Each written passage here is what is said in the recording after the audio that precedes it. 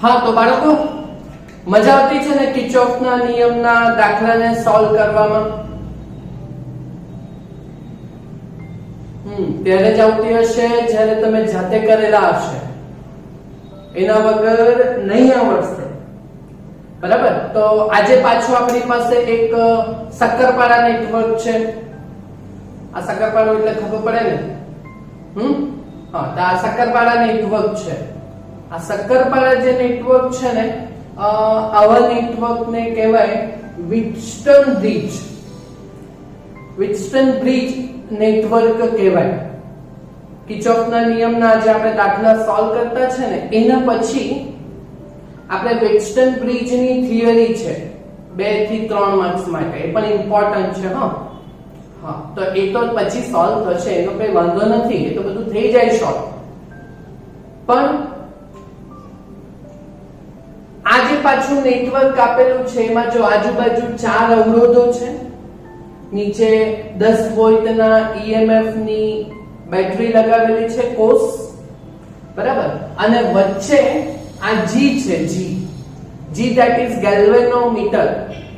એક સાધન આવે, આખું આ વિટસ્ટન બ્રિજનો તમારો પ્રેક્ટિકલ જ છે.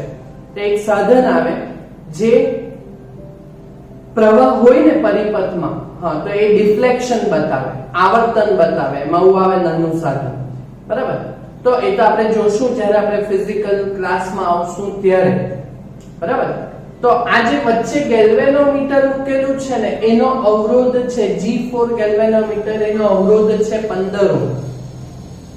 આપણે એક અવરોધ તરીકે જ વર્તતું છે, હા ને? અને એમાંથી પસાર થતો પ્રવાહ બતાવેલો છે Ig, હા ને? તો એ ગેલ્વેનોમીટરમાંથી પસાર થતો પ્રવાહ Ig શોધવાનો છે.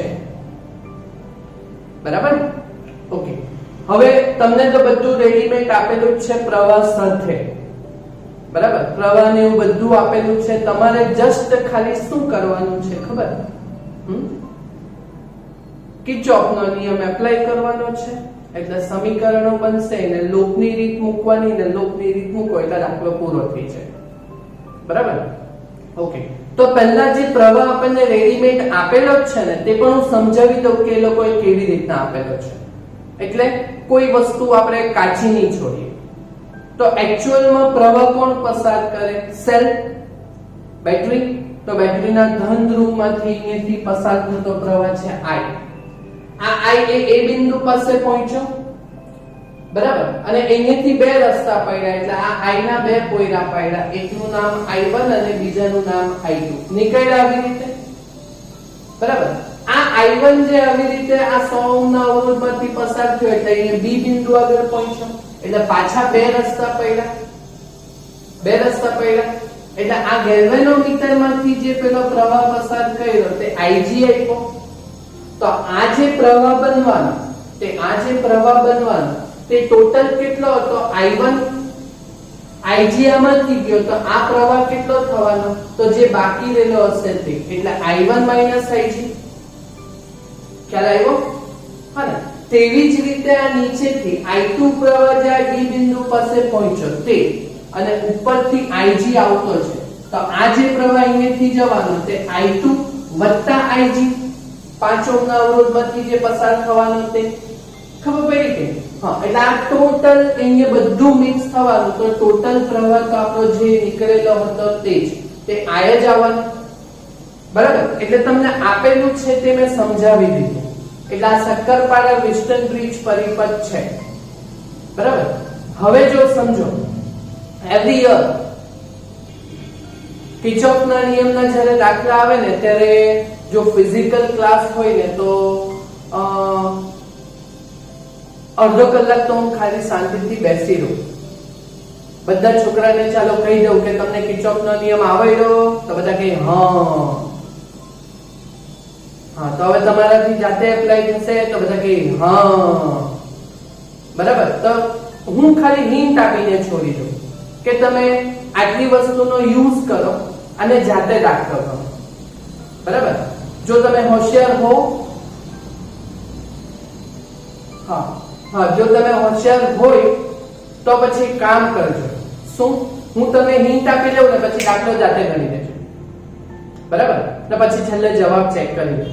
આપણે Ig શોધવાનો છે, I1 I2 એવું બધું કઈ નથી શોધવાનું. આપણે માત્ર Ig શોધવાનો છે.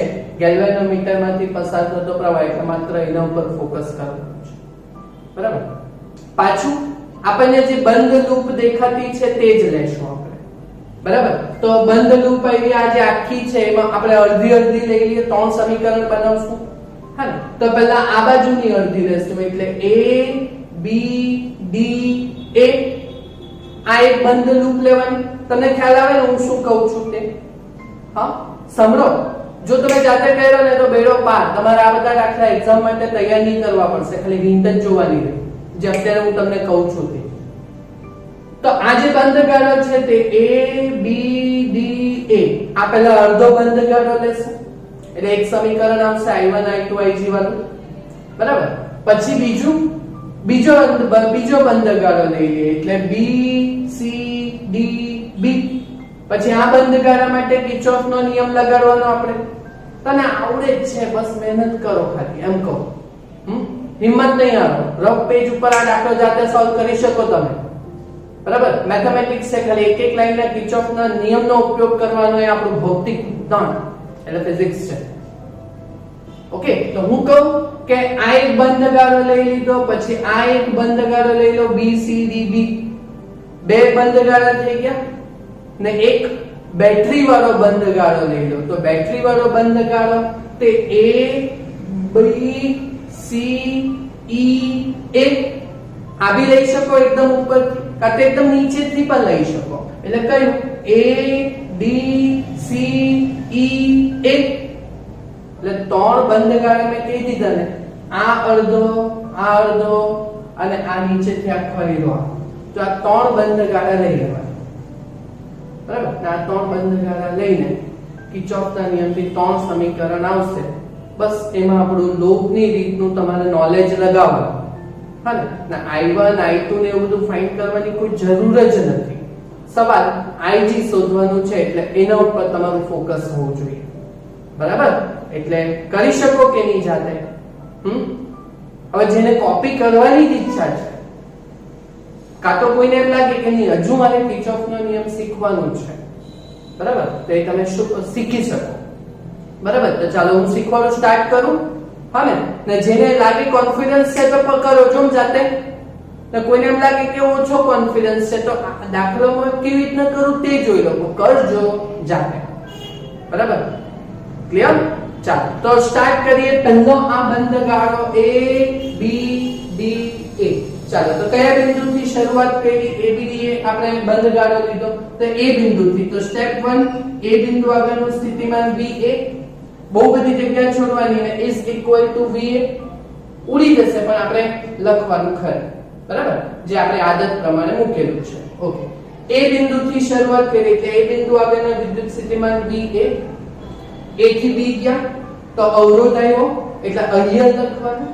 R ની વેલ્યુ છે 100 અને પ્રવાહ છે I1, એટલે આપણે શું લખશું? 100 I1. હા, પણ પ્રવાહ આપણી સાથે આવ્યો. A થી બીજ બાજુ આપણી હાથે જ આવતો છે, એટલે -100 I1 પહોંચી ગયા B.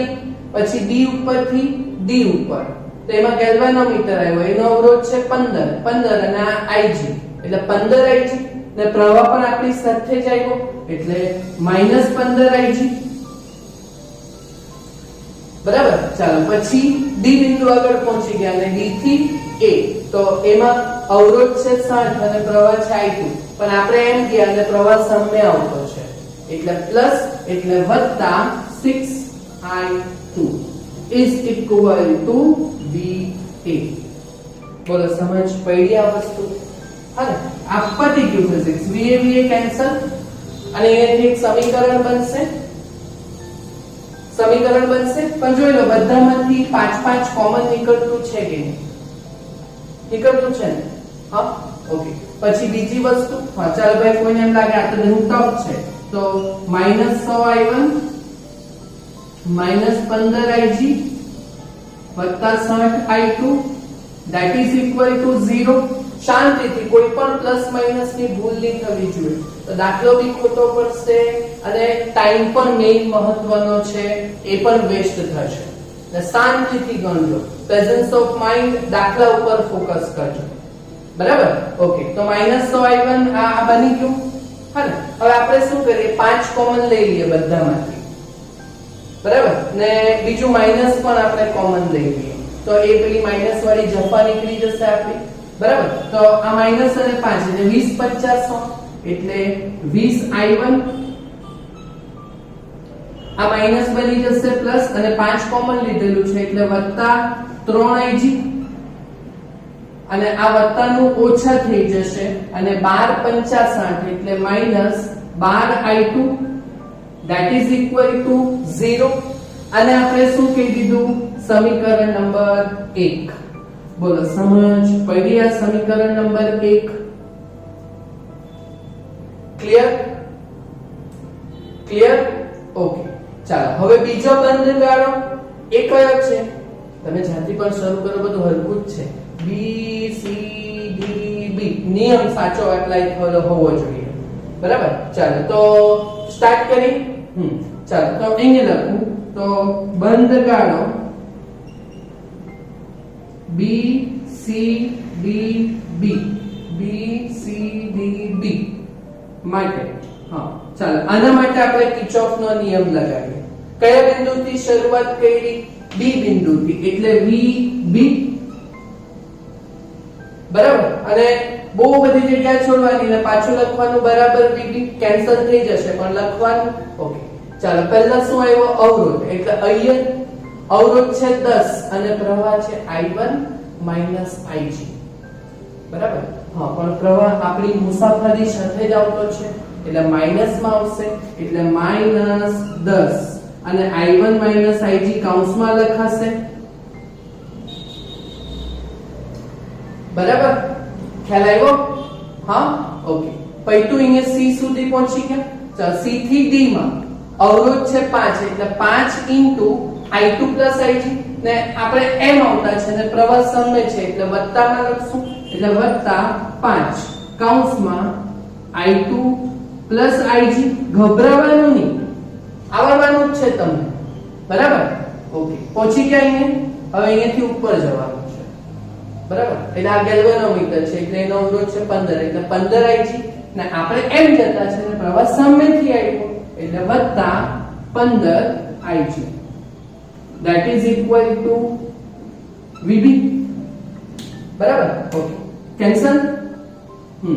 ચાલો હવે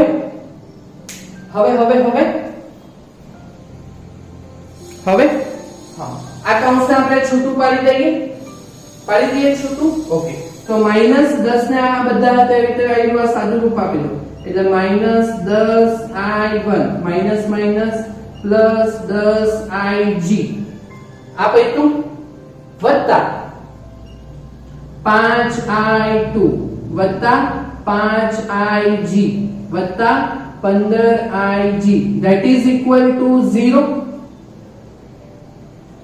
બરાબર?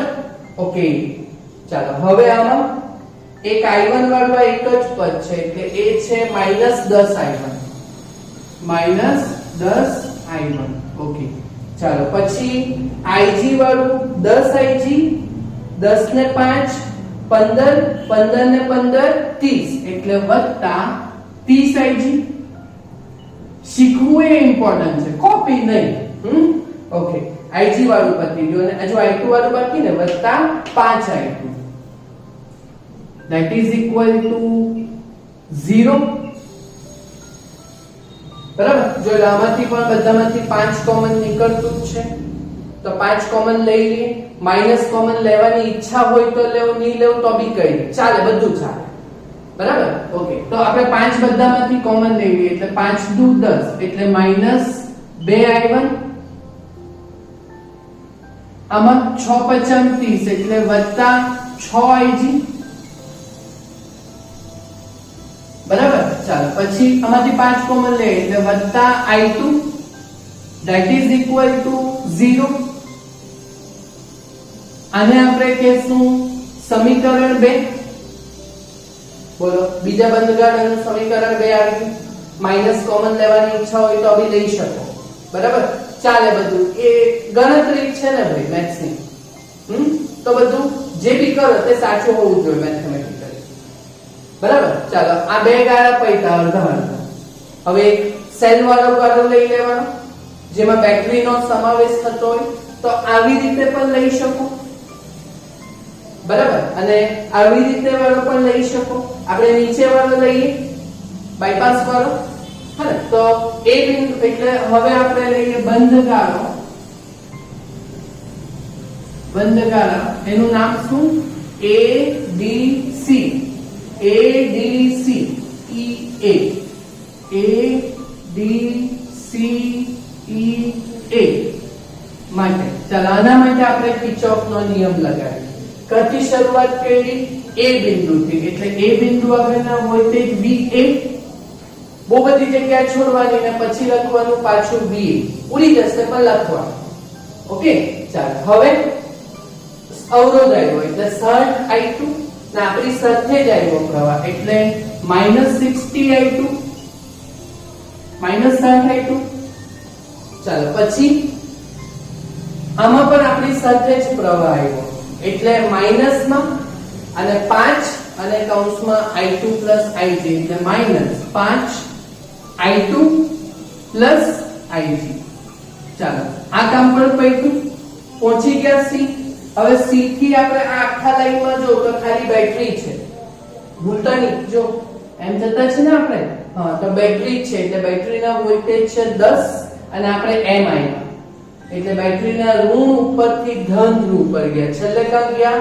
ધન ઉપર એટલે +10 is equal to પહોંચી ગયા ને A બિંદુ આગળ એટલે is equal to VA.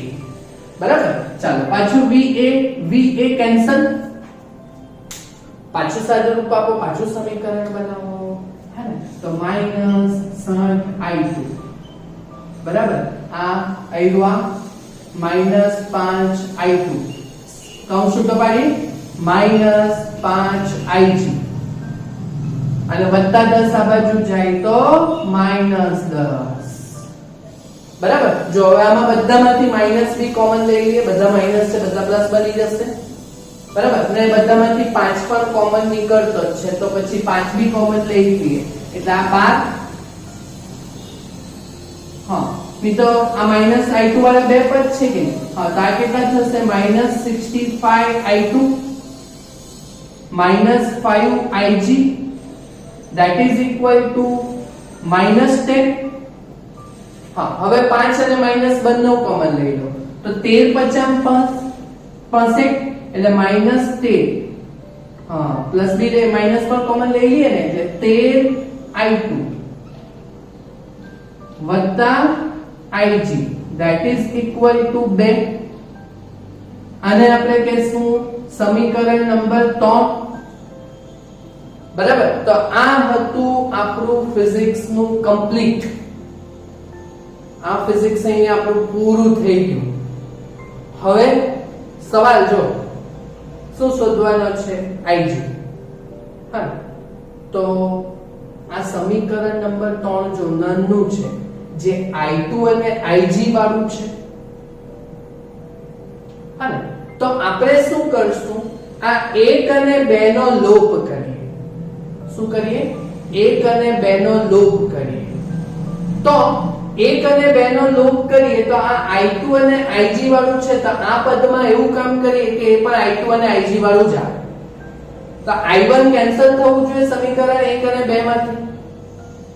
બરાબર. તો અહીંયા કેટલા છે? 20I1 છે. લોપ લેશું આપણે. કેટલા I1 છે? 20I1 છે. અહીંયા કેટલા I1 છે? 2I1 છે. તો જો 10 દુ 20 તો આપણે શું કરીએ? સમીકરણ 2 ને 10 સાથે ગુણીએ એટલે આ -20I1 થઈ જશે ને પેલું +20I1 તો બોલો લોકમાં I1 ઉડી જશે કે નહીં?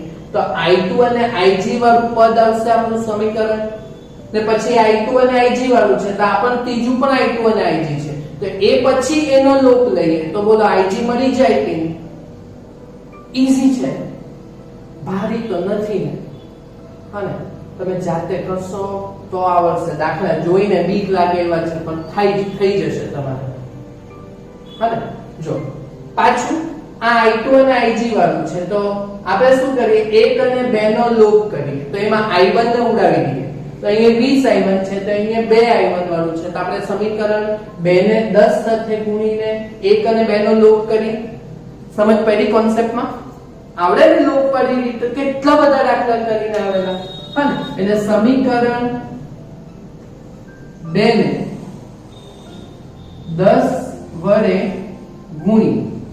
10 વડે ગુણી સમીકરણ 1 સાથે લોપ લેતા ઓકે ચાલો તો સમીકરણ 2 ને 10 વડે ગુણો તો તમારું સમીકરણ શું આવશે -10 એ 10 સાથે તો ગુણવાનું એટલે 10 દુ 20 હા તો અહીંયા કેટલા થશે -20 I1 હા પછી આને બી 10 સાથે એટલે 6 દાન 60 વત્તા 60 Ig વત્તા આને બી 10 સાથે એટલે વત્તા 10 I2 that is equal to અહીંયા તે બી 10 ગુણવાના પણ એ તો 0 જ એટલે આ સમીકરણ 2 ને 10 વડે ગુણીને આ બન્યું અને હવે એનો એક હાથે લોપ એટલે આખું સમીકરણ 1 લખી દઈએ એટલે 20 I1 વત્તા 3 Ig minus 12 I that is equal to 0 બરાબર ઓકે હવે જોઈ લો આ I1 વાળું આખું પદ કેન્સલ થઈ જશે બરાબર ઓકે હવે આને જરા બરાબર લખી દો હા એટલે કોપી ઉતારવામાં તમને વાંધો નહીં આવશે હા થઈ ગયું ઓકે હવે આ બેનું જોઈ લો I2 અને Ig વાળું સમીકરણ આવવાનું I2 Ig વાળું છે કે બરાબર ઓકે તો પછી અહીંયા કેટલા થશે 60 અને 3 63 તો 63 Ig અને 10 માંથી 12 જાય તો -2 I2 that is equal to 0 તો આને કહેશું આપણે સમીકરણ નંબર 4 બોલો સમજ પડી હા તો હવે 3 અને 4 નો લોપ કરવાનો 3 અને 4 નો લોપ કરવાનો હવે જોજો હું શું કહું આપણે શોધવાનું શું છે સવાલમાં Ig તો Ig લેવો જોઈએ અને I2 ઉડવો જોઈએ તો I2 માં અહીંયા કેટલા છે 13 I2 અને અહીંયા કેટલા છે 2 I2 બરાબર તો આપણે શું કરશું લોપ જ લેશું પણ ગુણાકાર કરીને લેવા પડશે તો 13 I2 છે તો અહીંયા આપણે 2 વડે ગુણી દેશું તો આ 26 I2 થઈ જશે અને અહીંયા 13 વડે ગુણી દઈએ બરાબર તો બોલો 13 વડે ગુણી દઈએ તો આ 13 દુ 26 એટલે -26 I2 થઈ જશે તો બોલો I2 ઉડી જાય તો પછી Ig શોધાય કે હા ગભરાવાનું કોઈ કામ નથી ખ્યાલ આવ્યો હા ને તો આપણે આ બે સમીકરણમાં કરશું કે Ig શોધવાનો છે તો I2 ને ઉડાવવાનો તો આને 13 દુ 2 વડે ગુણો અને આને 13 વડે ગુણો તો આપણે શું કરશું સમીકરણ 3 ને હવે સમીકરણ 3 ને સમીકરણ 3 ને 2 વડે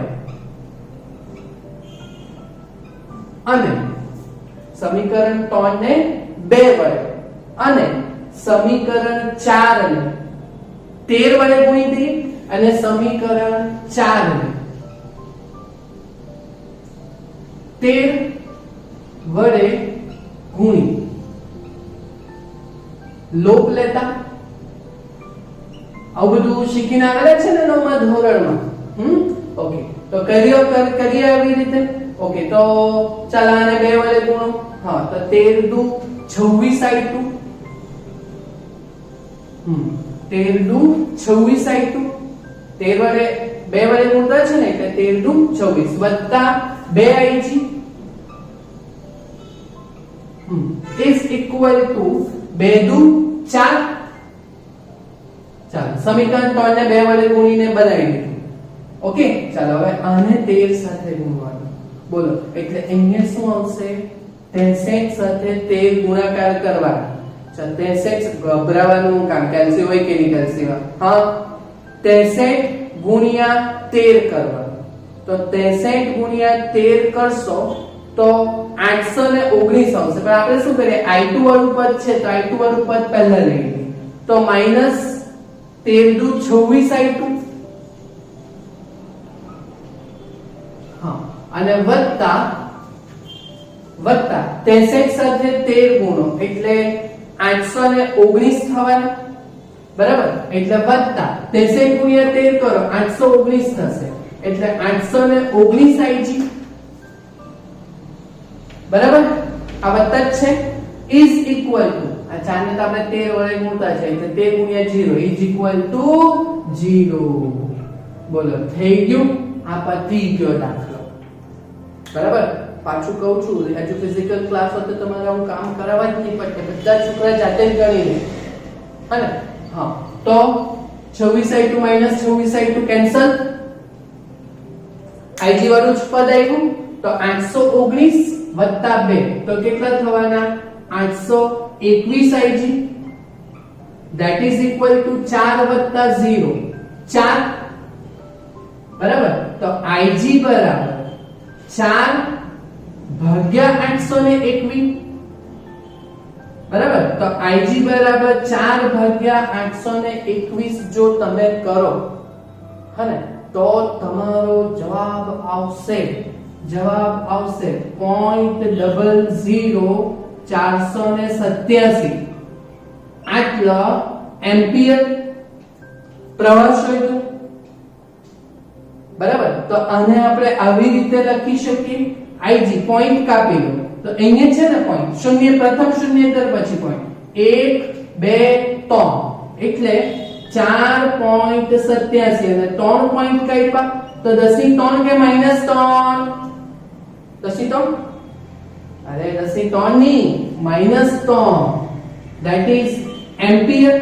એકમ ખાસ લખવાનો નહીં તો અડધો માર્ક કપાઈ જાય, મૂરે આવતા નહીં હશે, બરાબર. તો 10 ની -3 એટલે મિલી કહેવાય કે નહીં? હા, એટલે માટે ig is equal to 4.87 milli ampere. બોલો, ક્લિયર? સમજ પડી દાખલામાં? આ જવાબ પે ગોખવાનો નહીં હોય, તમે આવો જવાબ લખીને છોડી દે તો બી ફૂલ માર્ક જ કહેવાય. એકમ લખેલો હોવો જોઈએ. આવડશે દાખલો? બરાબર. નહીં કોન્ફિડન્સ હોય તો આખો દાખલો સમજો, શીખો, બરાબર. પછી એને રફ પેજમાં કરો અને રફ પેજમાં થઈ જાય ને ત્યાં જો સોલ્વ થઈ જાય પછી ફેર પેજમાં પાછો કરો, એ પણ જાતે, હા ને? તો મસ્ત રીતે દાખલા આવડશે. થશે? પાક્કું? ક્લિયર ને? હા. તો પાછા નેક્સ્ટ લેક્ચરમાં આપણે સ્વાધ્યાયના દાખલાને પકડીશું જેમાં કિર્ચોફના નિયમને એપ્લાય કરવાનો છે, હા ને? Thank you very much.